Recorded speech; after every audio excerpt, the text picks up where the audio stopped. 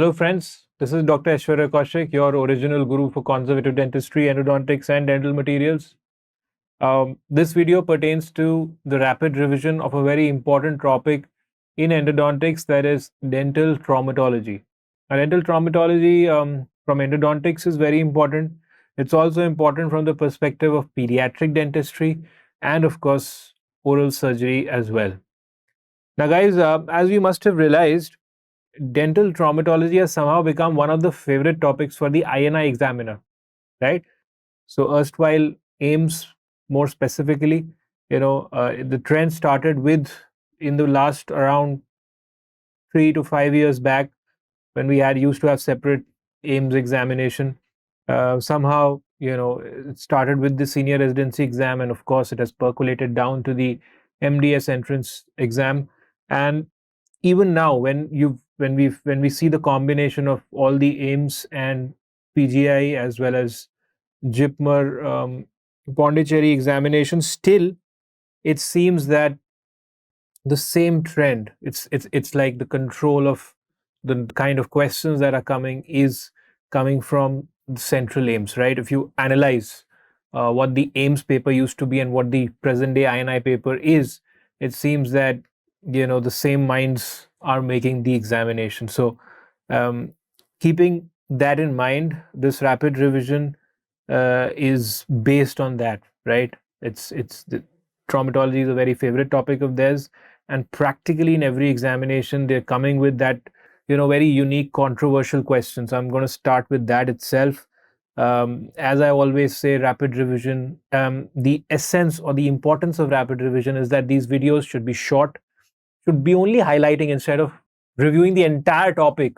90% of the things, right? Ultimately you get you find, you realize an obstacle in those same controversial questions, right? So just before you go into the examination, 1 week, 5 days, 4 days, 3 days before the examination, my aim is that I need to slightly lay more emphasis on what is very important for the examination. And there are certain things which you've already seen, when we've been interacting in our live classes, in the app recordings, etc., etc.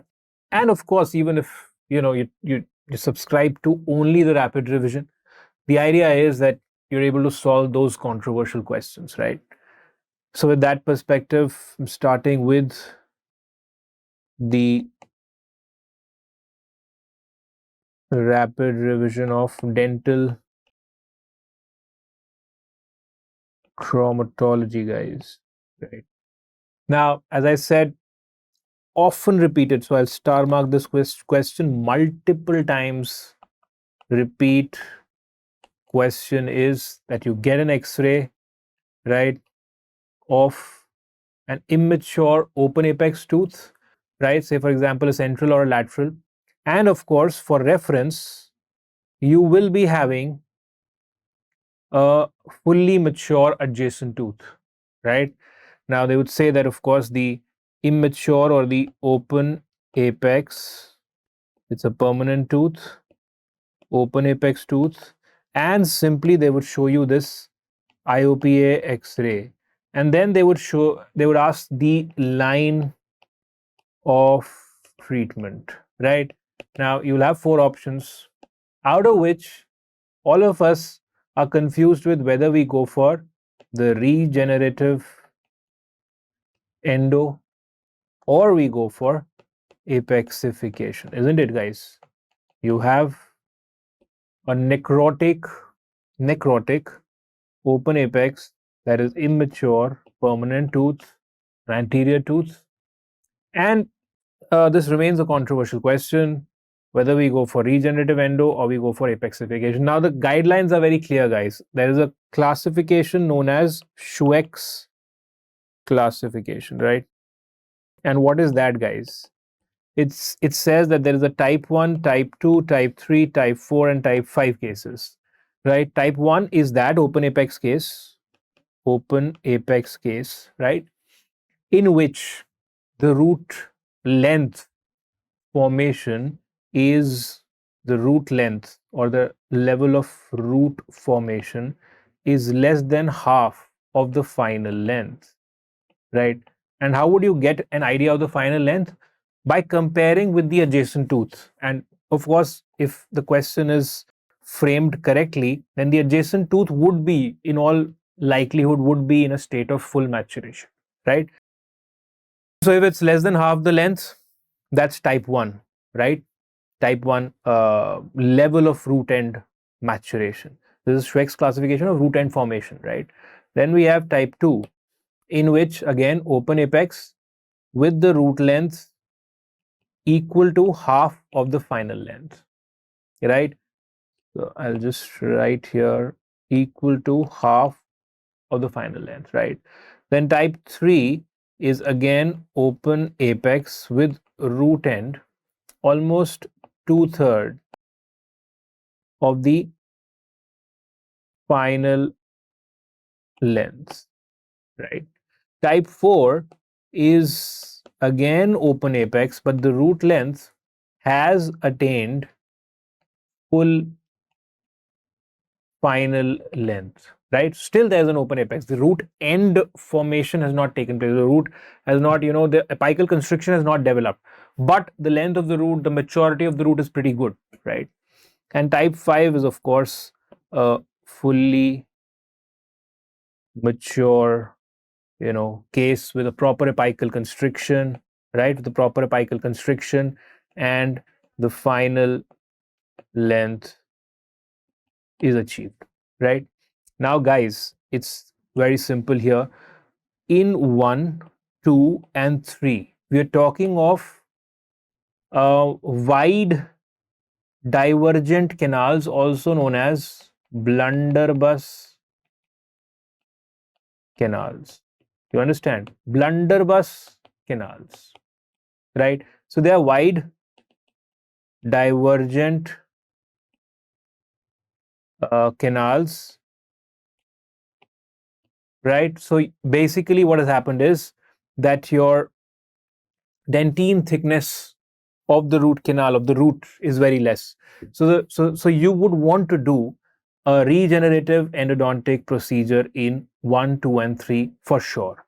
So if it's 1, 2 and 3, the answer is unambiguous. Definitively you would go for a regenerative endodontic procedure, right? Because you would want some level of root length also to form, as well as some thickness, root maturation to take place, so that the tooth is no longer susceptible to cervical root fracture.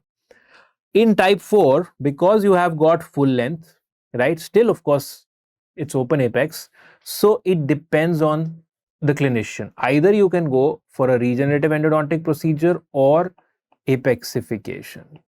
Both are equally good. You take the informed consent of the patient, tell them that for a regenerative endodontic procedure it will take a very long time. He's fine with that, go for it. Otherwise, a single MTA, these days modern day MTA and Biodentin, would help you in completing the apexification procedure in about 2 or maximum 3 sittings, right? And of course, if it's a fully mature final length is achieved, then you would go for a routine endodontic intervention. So you would go for a routine root canal treatment, right guys, as in other cases. So that's the thing. You have to see the x-ray. In your mind, you have to classify that, okay, this root seems to be pretty short, right? Or just about less than half or 2/3. Then you would go for regenerative endodontic procedure, not apexification. If it's almost, full length, if you compare it with an adjacent fully mature tooth and the length is fine, perfect, you can go for an apexification or a regenerative endodontic procedure. Now, again, you will ask me, sir, then tell us in type 4, what is the final answer? Guys, there's no final answer. You can either go for apexification, you can go for regenerative endodontic procedure, but usually these cases, when they ask you in the examination, of course, they're trying to extract or understand whether the student knows this classification or not, and usually they would fall either in 1, 2 and 3. So I would say that open apex case with a proper blunderbuss, divergent, very thin walls, proper open apex, simply go for a regenerative endodontic procedure, because in all likelihood it will be either falling in 1, 2 or 3. Even if you have some amount of confusion whether it's falling in if you feel that the root end is pretty long, the root length is pretty long, then, sir, whether it's falling in 3 or 4, so there was confusion in the examination. If there was confusion, then err on the side of type 3 and therefore mark regenerative endo. Is that clear? That has to be very clear, guys. It's a very controversial question. Every year, we are facing this problem.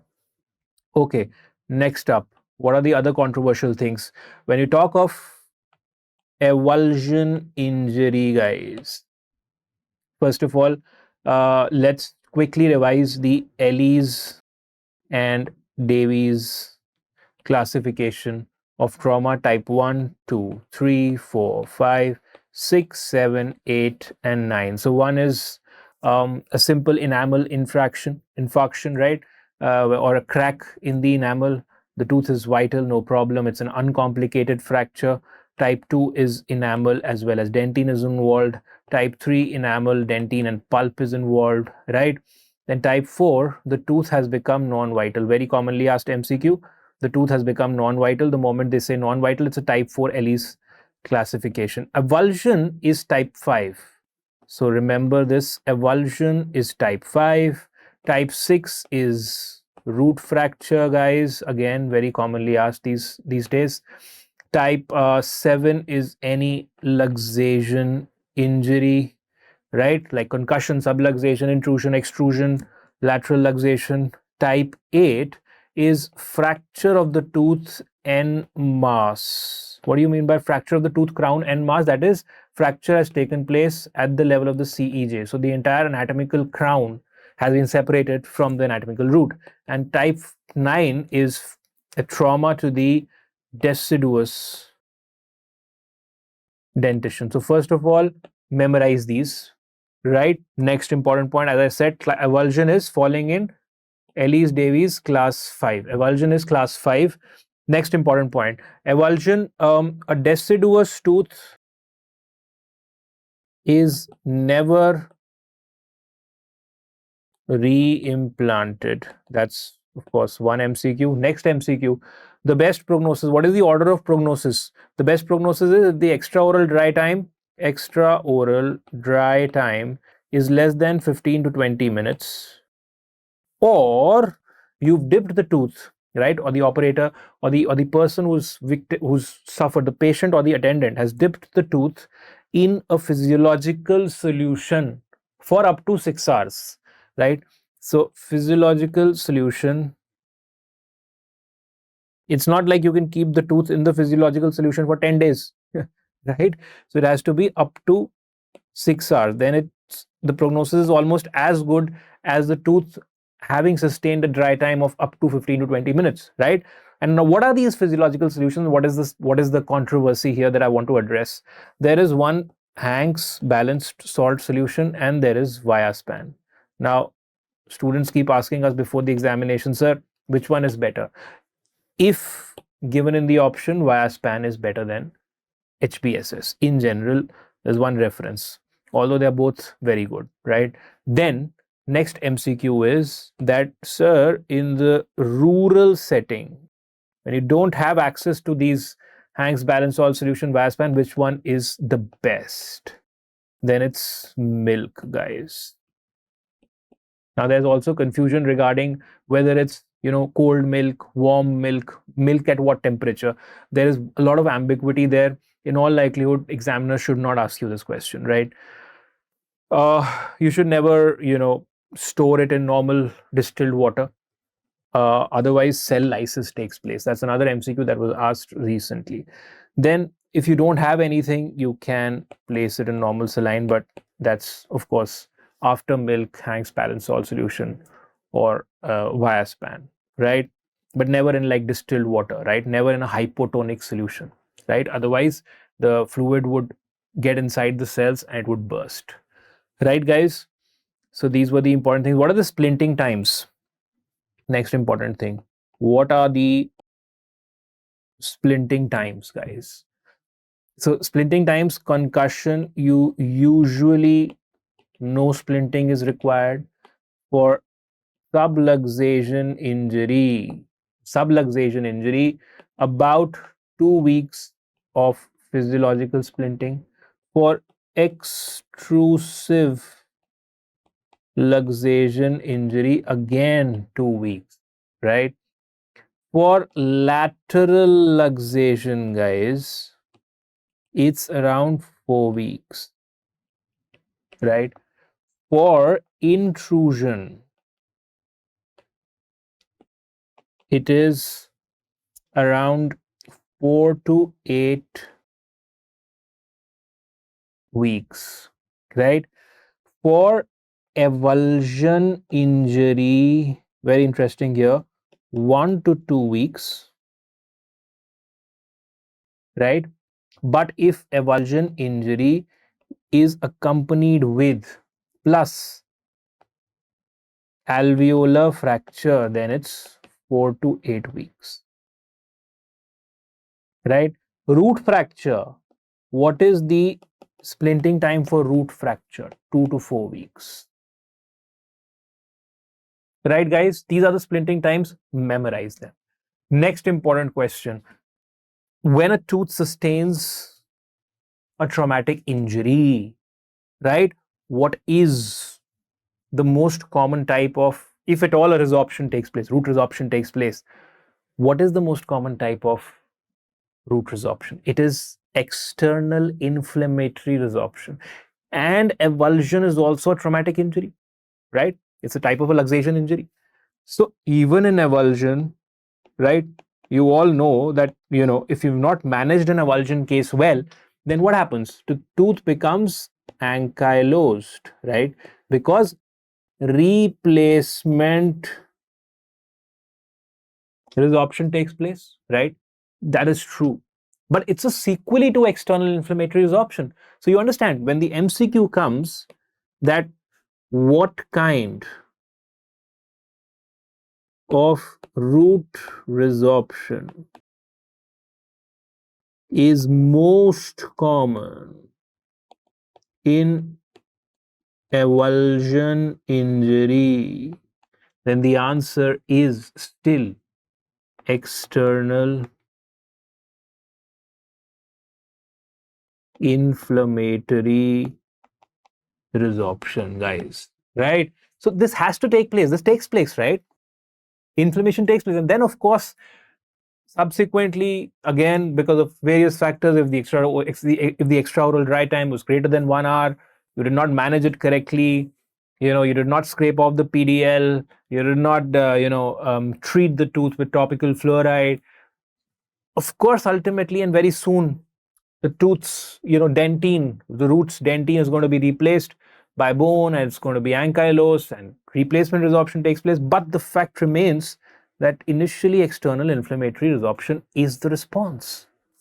You understand? So here also, if for both MCQs, what kind of root resorption is most common in a traumatic dental injury? External inflammatory resorption. What kind of root resorption is most common with avulsion injury? The answer remains the same, guys, and that is external inflammatory resorption, right? So this is again a source of big source of confusion. Next important point, the problem of false negative results, right? So what happens is the tooth has sustained an injury, like a concussion injury, like a root fracture. There is trauma to the apical neurovascular bundle, right? You're doing an electric pulp test, you're trying to do a cold test.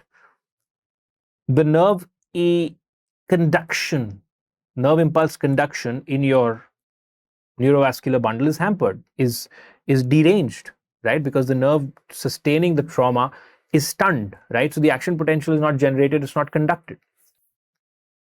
So when you do these tests, even if the tooth remains vital, sometimes for a prolonged period of time, the test would give you a false negative response, right? Because the tooth is vital. So it would give you a negative response, which would be ultimately diagnosed as false negative. Now, the question is, till what time can that happen, right? Now, there is a lot of confusion in the data here. So let's just address this question once and for all. Till what time or till how much time can we, or we, the clinician, can record a false negative response to tooth vitality test. Right?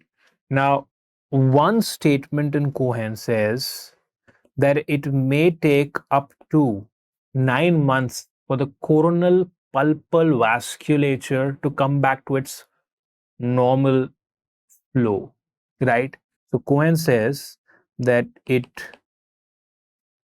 may take up to 9 months for coronal pulpal vasculature